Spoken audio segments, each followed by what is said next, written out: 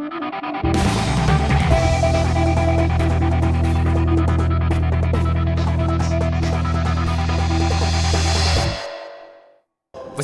мая на стадионе «Юность» состоялся турнир по мини-футболу среди студенток Северо-Восточного федерального университета имени Максима Кировича Амосова.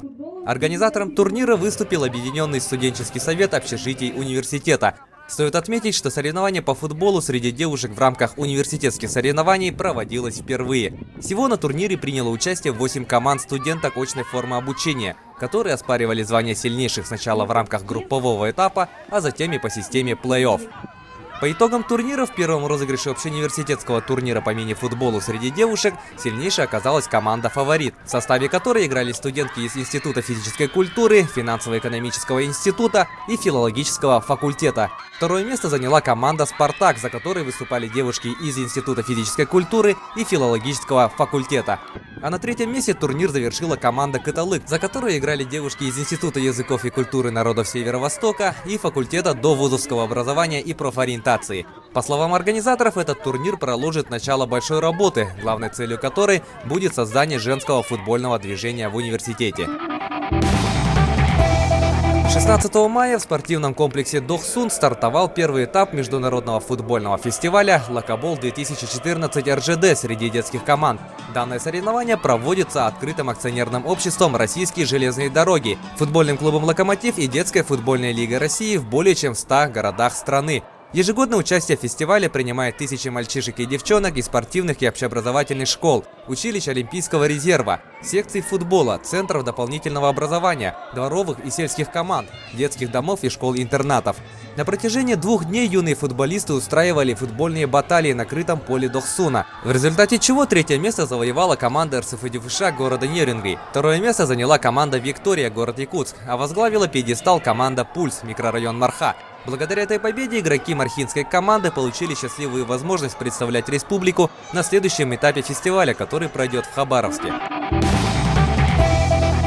17 мая на стадионе Туймада состоялся открытый турнир по национальному многоборью на призы 7-кратного победителя игр Дыгына Ивана Белолюбского. Состязание проходило в классическом якутском многоборье. Всего на турнире приняло участие более 20 атлетов, среди которых были как опытные участники, так и начинающие. Соревнование началось с якутской вертушки. Далее атлеты мерили силами в борьбе хапсагай, стрельбе из лука, масс-рестлинге, в беге на 400 метров и в поднятии и переноске камня. По итогам всех 7 дисциплин сильнейшим оказался кандидат мастера спорта по масс-рестлингу, абсолютный чемпион по многоборью молодежного ИСЭХа в Тактинском Улусе, абсолютный победитель в турнире по многоборью Энсиэли Ботура и неоднократный чемпион и призер республиканских соревнований по масс-рестлингу и борьбе хапсагай Алексей Кутуков.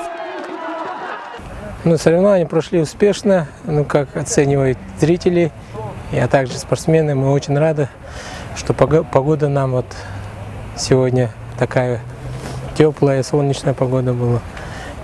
Соревнования хотим проводить ежегодно, но не обещаем, что именно в это время, в следующем году, именно в мае будем проводить. Сейчас есть возможность провести соревнования такого уровня, вот мне имеется в виду в 7 видах, как и на играх Дыгына. Если все получится с организацией, мы постараемся проводить в следующем году зимой. Вот, так, чтобы было и летом соревнования, и зимой было соревнования. На минувших выходных в местности птицефабрики проводился 2-й этап по скоростному спуску на велосипеде. Сезон для велоспортсменов открылся недавно. Первый этап проводился на местности Вилюйского тракта. Всего же будет проведено 5 этапов, по сумме которых будет выявлен лучший райдер сезона. Принять участие на 2-м этапе приехало более 20 спортсменов, которые соревновались в 3 группах – юниоры, любители и элита. Трассой для спусков была выбрана лесная местность, которую сами же райдеры готовили на протяжении нескольких недель. В итоге конечная версия длиной 800 метров представляла собой извилистую трассу со множеством трамплинов. Каждому участнику давалось 2 попытки для того, чтобы показать лучшее время. По итогам всех заездов в категории элита, установив рекорд трассы, победу одержал Михаил Лиханди. В категории любителей сильнейшим оказался Ярослав Оплачко, а в категории юниоры победу праздновал Андрей Слободян. В этой же местности 17 мая молодежным общественным движением «Педагогические отряды Республики Саха-Якутия» совместно с единым детским движением была проведена ежегодная игра «Тропа испытаний». Участие в данной игре принимали юноши и девушки из различных учебных учреждений, молодежных и общественных организаций, среди которых были и участники из ближайших районов. В этом году проведение данной игры было посвящено Дню пионерии. Участники по условиям игры в лесной местности должны были пройти ряд испытаний, которые рассчитаны на командные действия. Проведение — это вот что-то между туристским слетом и тимбилдингом, тренингом на командообразование. Здесь у нас вот есть упражнения, которые вот когда проходят, они чувствуют себя настоящей командой. То есть, если не команда, тогда, допустим, упражнения невозможно пройти. То есть нужно взаимодействие, нужна поддержка, нужно доверие друг к другу. Вот на все это вот эти упражнения у нас они построены. Проводят у нас вот ребята студенты из педагогические отряды Республики Саха-Якутия, проводящие. А участвуют у нас, получается, молодежные и детские общественные организации. Организатор у нас вот молодежное общественное движение «Педагогические отряды Республики Саха-Якутия», единое детское движение Республики Саха-Якутия. Вот у нас вот традиционно проводится. В этом году у нас, по-моему, 7-й раз, вот мы пытались считать. Так, в общем-то, вот у нас проводится в мае и в сентябре такие игры. Вот после чего вот у нас вот игру проведем, потом будем прибираться вот в лесу. Вот у нас грязновато здесь. Ну, вот так вот. 18 мая в Парке культуры и отдыха проводился республиканский этап всероссийского массового соревнования по спортивному ориентированию «Российский азимут-2014», который ежегодно проводится во всех городах страны, а участие в нем принимает тысячи любителей физической активности. В Якутске же проверить свои навыки в ориентировании и в командной работе вышло более 300 человек. В прошлом году было намного больше, около 1000 участников. В этом году идет спад. Но надеемся, что в следующем году подойдем более организованно, будет большее количество участников. Прекрасная погода. И ребята, которые наиболее подготовлены в этом интереснейшем и очень полезном для общего развития виде спорта, показали лучшие результаты, завоевали золотые, серебряные и бронзовые медали.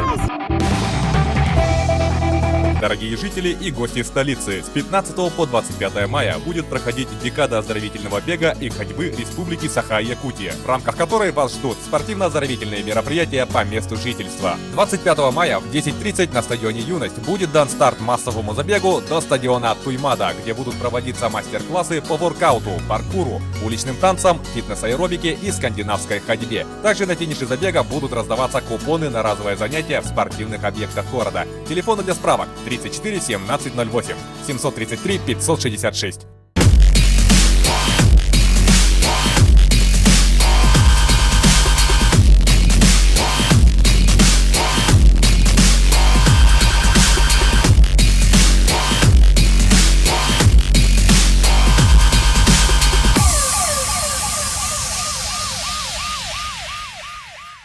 «30 мая в Центре спортивной подготовки «Триумф» состоится открытый республиканский турнир по вольной борьбе на призы главы городского округа город Якутск. В соревновании помимо якутских спортсменов участие примут борцы из Молдовы, Киргизии, Казахстана, Белоруссии, Таджикистана и Монголии. Программа соревнований: 10:00 предварительные схватки, 12:00 торжественное открытие турнира, 15:00 финальные встречи и награждения. Вход свободный. Справки по телефону 34 1005.